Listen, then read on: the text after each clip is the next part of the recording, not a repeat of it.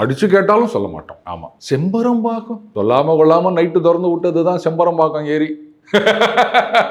10 வருஷத்துக்கு முன்னாடி. அதுக்கு என்கிட்ட சொல்லல அப்படின்னா ஒருவேளை அவங்க நினைச்சிருப்பாங்க போல, சொல்லாம கொள்ளாம திறந்து விடுறதாங்க பழக்கம், சொல்லிட்டெல்லாம் திறந்து விட மாட்டாங்க. இந்த புச்சா நீங்க கேக்குறீங்க, எம்எல்ஏ ஜனங்களுக்கே சொல்லாம திறந்து விட்டதுதான் செம்பரம்பாக்கம், நீங்க என்ன எங்களுக்கு சொல்றீங்களே அப்படின்னு.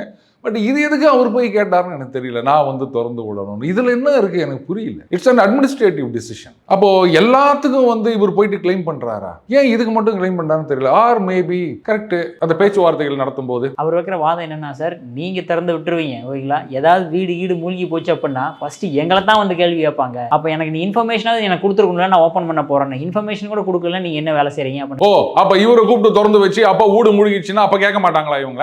ஏங்க அதுதாங்க ரிஸ்க்.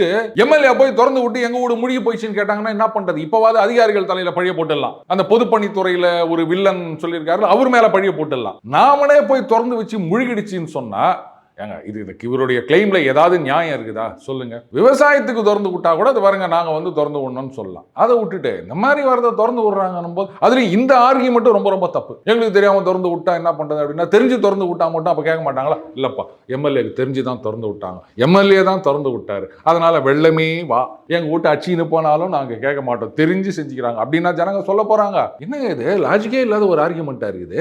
இதுல யார் அந்த வில்லன் வேற தெரியல. அது அவருக்கு தான் சார் தெரியும். கடைசி வரைக்கும் நாங்க சொல்ல மாட்டோமே. அது அரசு அதிகாரியா இல்ல அமைச்சரானுங்கிறத கேள்விக்குறியாயிருச்சு. அடிச்சு கேட்டாலும் சொல்ல மாட்டோம். ஆமா.